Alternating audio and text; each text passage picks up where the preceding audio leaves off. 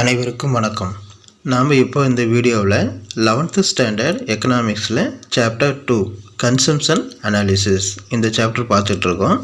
இந்த சாப்டரில் இன்றைக்கி இந்த வீடியோவில் என்ன டாபிக் பார்க்க போகிறோம்னா,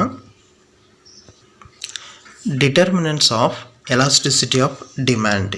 அதாவது டிமாண்ட் அப்படிங்கிறத என்னென்ன ஃபேக்டர் எலாஸ்டிசிட்டி ஆஃப் டிமாண்ட் அப்படிங்கிறத என்னென்ன ஃபேக்டர் டிட்டர்மைன் பண்ணுது அப்படிங்கிறத பார்க்க போகிறோம். There are many factors that determine the degree of price elasticity of demand. Some of them are described below. First, A. Availability of substitutes. அதாவது நமக்கு இந்த எலாஸ்டிசிட்டி ஆஃப் டிமாண்டை நம்மளுக்கு மெஷர் பண்ணுறதுக்கு நிறைய டிகிரிஸ் இருக்குது. ஆனால் அதில் என்னென்ன ஃபேக்டர் இதை டிட்டர்மைன் பண்ணுது அப்படிங்கிறத சிலதை நம்ம இதில் பார்க்க போகிறோம். ஃபஸ்ட்டு அவைலபிலிட்டி ஆஃப் சப்ஸ்டியூட்ஸ், பதிலீட்டு பொருட்கள் அப்படிங்கிறது. If close substitutes are available for a product, then the demand for the product tends to be very elastic. If the price of that product increases, buyers will buy its substitutes. Hence, fall in its demand will be very large. Hence, price elasticity will be larger. Example, vegetables. அதாவது ஒரு commodity இருக்குன்னா அதுக்கு பார்த்திங்கன்னா நிறையா substitutes goods இருக்கும். அப்போ அந்த கமாடிட்டியோட price எலாஸ்டிசிட்டியாக அதிகமாக இருக்கும்.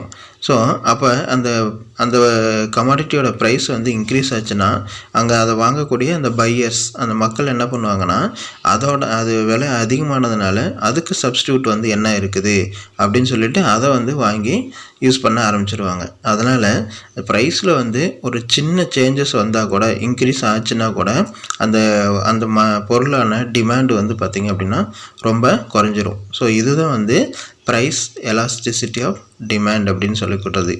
ஸோ இதில் அதிகமாக இருக்கும். இது எதில் அதிகமாக இருக்குன்னு பார்த்திங்கன்னா வெஜிடபிள்ஸ்.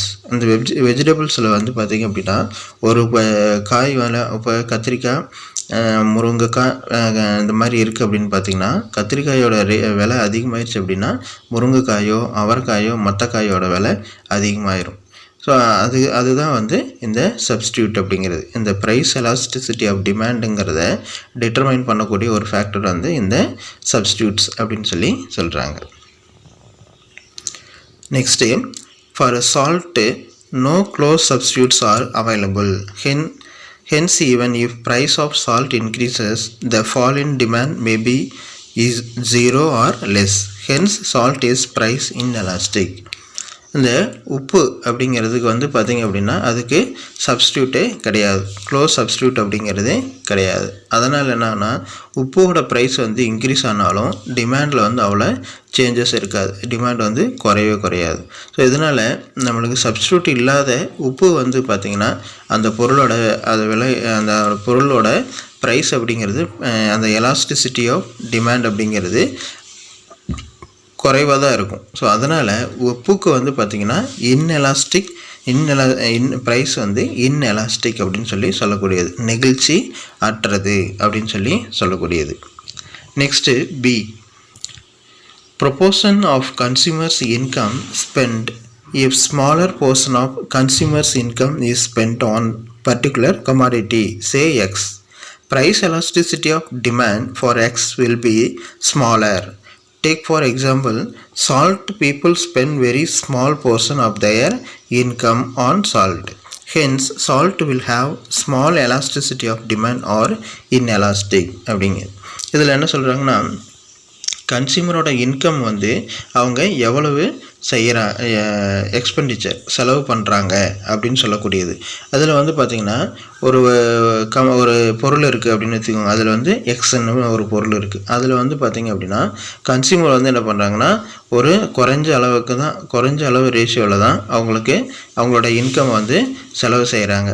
அப்போ அந்த பொருளோட, அந்த எக்ஸ் அப்படிங்கிற பொருளோட எலாஸ்டிசிட்டி ஆஃப் டிமாண்ட் அப்படிங்கிறது என்னென்னா குறைவாக தான் இருக்கும். இப்போ எக்ஸாம்பிள் பார்த்திங்க அப்படின்னா, இந்த சால்ட்டை வந்து எக்ஸாம்பிள் எடுத்துருக்காங்க.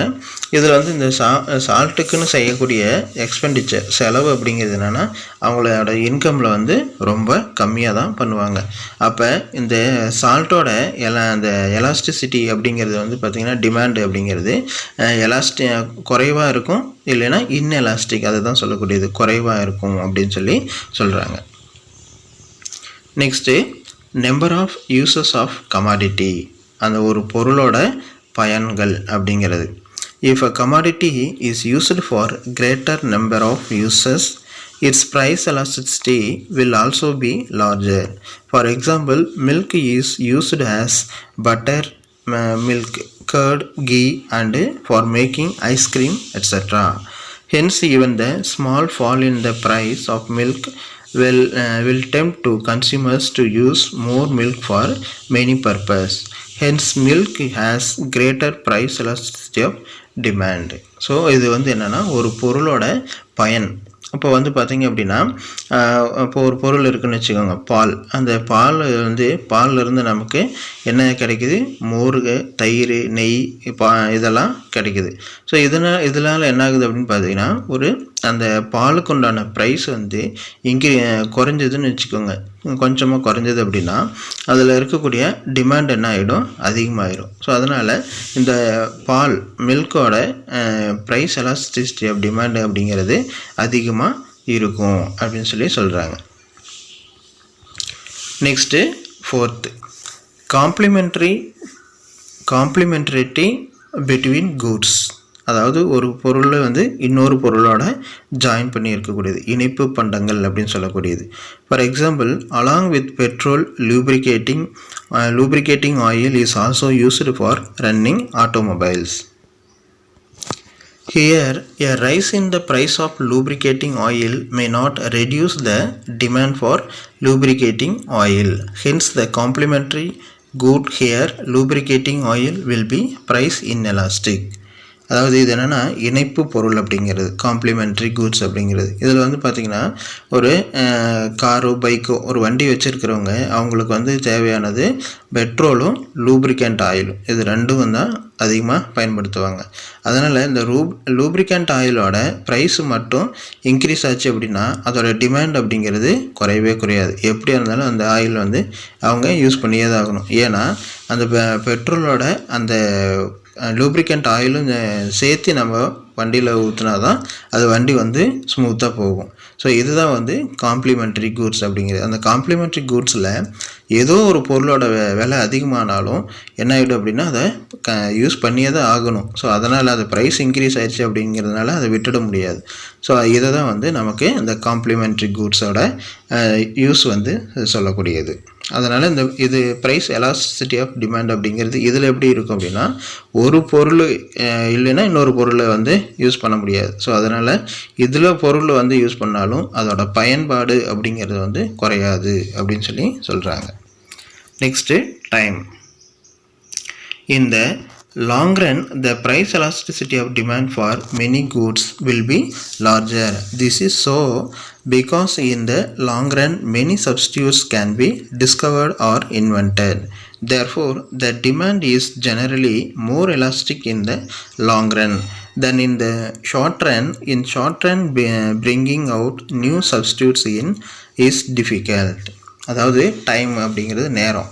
இந்த டைம் அப்படிங்கிறது என்னென்னா லாங் பீரியடில் நமக்கு வந்து பார்த்திங்கன்னா அதிகபட்சமான அந்த கமாடிட்டிகள் வந்து ப்ரைஸ் எலாஸ்டிசிட்டி வந்து அதிகமாக இருக்கும். ஏன்னா இந்த லாங் பீரியடில் நிறையா சப்ஸ்டியூட் கூட்ஸ் வந்து இன்வென்ட் பண்ணுவாங்க, டிஸ்கவர்ட் ஆகுது இன்வென்ட் பண்ணுவாங்க, புதுசாக வந்து கண்டுபிடிப்பாங்க, உருவாக்குவாங்க. அதனால் என்ன ஆகும் அப்படின்னா இந்த ஷார்ட் பீரியடை விட லாங் பீரியடில் தான் வந்து இந்த எலாஸ்டிசிட்டி ஆஃப் டிமாண்ட் அப்படிங்கிறது அதிகமாக இருக்கும்.